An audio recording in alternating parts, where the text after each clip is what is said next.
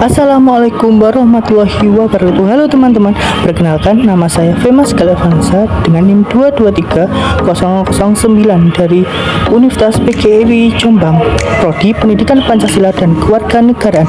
Pada video ini saya akan mendeskripsikan dan menjelaskan media pembelajaran saya non-IT berupa Panli Legara, yakni papan bilik lembaga negara. Selamat menyaksikan teman-teman.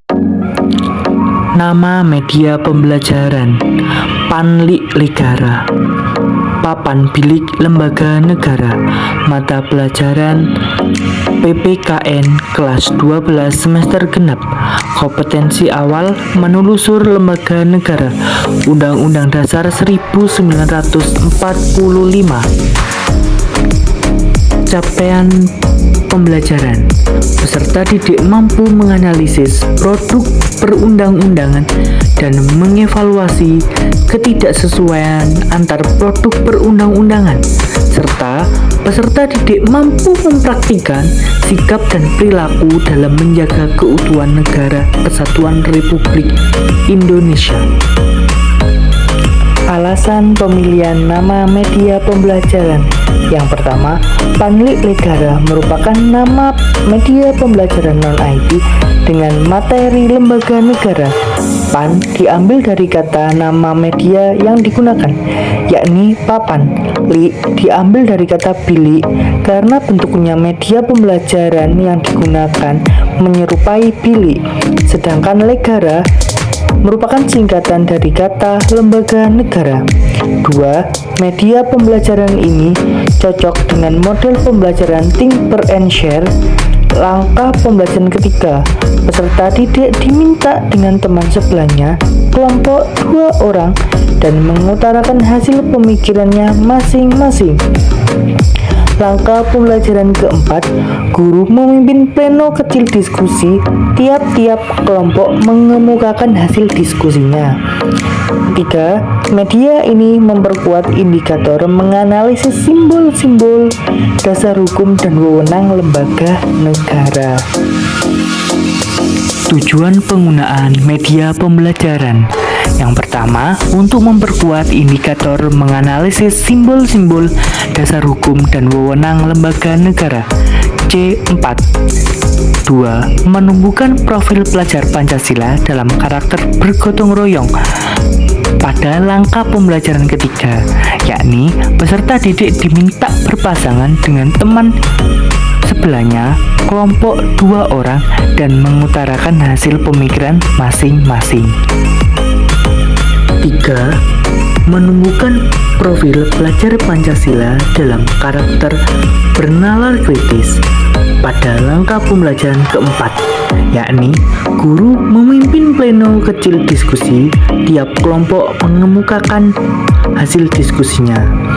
4. Memberikan kemudahan kepada peserta didik dalam kegiatan pembelajaran yang dilakukan di kelas, karena media pembelajaran ini interaktif untuk menumbuhkan peserta didik untuk berpikir secara kritis dan logis dalam menganalisis gambar-gambar.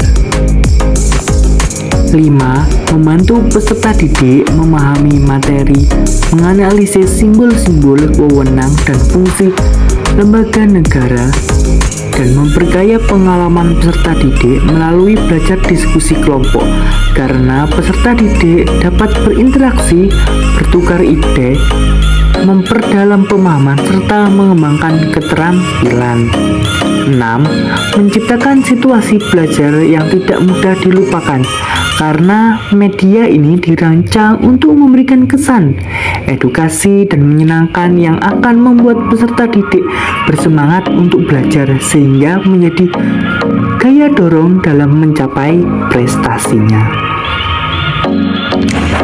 Capaian penggunaan media pembelajaran. Yang pertama, tercapainya indikator menganalisis simbol-simbol dasar hukum dan wewenang lembaga negara.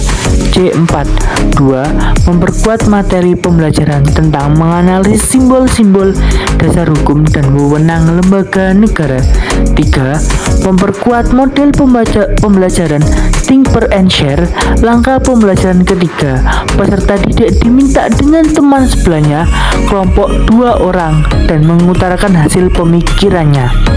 Langkah pembelajaran keempat, guru memimpin pleno kecil diskusi, tiap-tiap kelompok mengemukakan hasil diskusinya. Langkah-langkah pengaplikasian media pembelajaran bagi guru. Yang pertama, guru mempersiapkan media pembelajaran Panli Legara di depan kelas. 2. Guru menyampaikan inti materi dan kompetensi yang ingin dicapai. 3. Guru akan memberikan instruksi atau penjelasan kepada peserta didik tentang bagaimana penggunaan media pembelajaran Panli Legara. 4. Peserta didik diminta berpasangan dengan teman sebelahnya, kelompok 2 orang, dan mengutarakan hasil pemikirannya masing-masing. 5. Guru akan memanggil setiap kelompok 2 orang maju ke depan untuk mengamati diskusi dan menuliskan apa saja yang berhubungan tentang materi tersebut. Giliran kelompok lain maju untuk hal yang sama dengan cara diundi. 6. Guru memberikan waktu kepada peserta didik untuk berdiskusi. 7. Guru memimpin pleno kecil diskusi, tiap kelompok mengemukakan hasil diskusinya. 8. Berawal dari kegiatan tersebut, mengarahkan pembicaraan pada pokok permasalahan dan menambah materi yang belum diungkapkan para peserta didik. 9. Guru memberikan kesimpulan atau penutup bagi peserta didik. 1. Setiap kelompok akan maju ke depan untuk memilih materi yang akan dianalisis, yang harus berbeda dengan kelompok sebelumnya dengan cara diundi. 2. Kelompok akan mengamati, diskusi, dan menuliskan apa saja yang berhubungan dengan simbol-simbol lembaga negara. Giliran kelompok lain maju untuk hal yang sama. Ketiga, tiap kelompok mengemukakan hasil diskusinya dan mempresentasikan hasil diskusinya dengan maju ke depan bergiliran. 4. Hasil dari presentasi peserta didik akan mendapatkan penjelasan, kesimpulan, dan evaluasi dari materi yang sudah didiskusikan. 7. Silakan dilihat gambarnya, mana yang nomor 2? Baik, saya kasih LJK untuk dikerjakan, nanti selesaikan dibaca di depan kelas.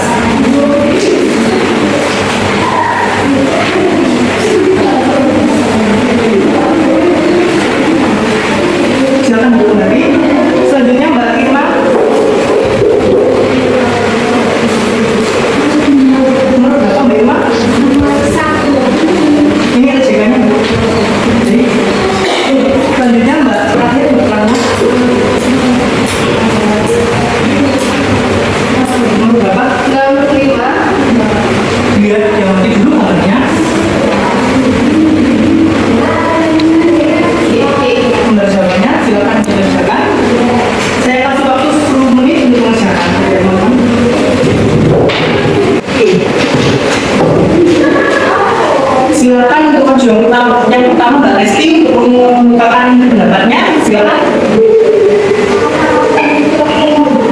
Tadi saya akan presentasikan mengenai jawaban sesuai nanti.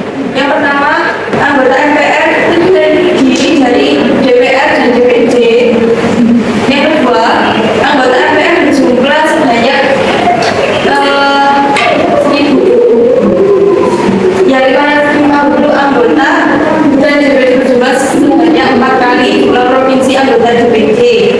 Yang ketiga, MPR adalah lembaga tinggi negara dalam sistem ketatanegaraan Indonesia, bukan lembaga tertinggi negara.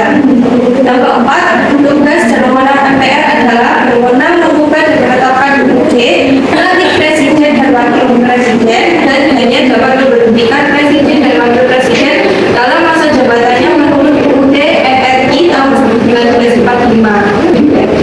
Sekian presentasi dari saya.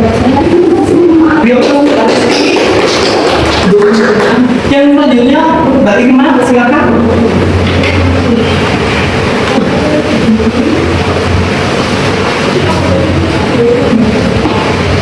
Baik, di sini saya akan menyampaikan hasil analisis saya nomor 1, yaitu presiden dan wakil presiden. Yang pertama, presiden dan wakil presiden dipilih langsung oleh rakyat dalam satu pasangan calon.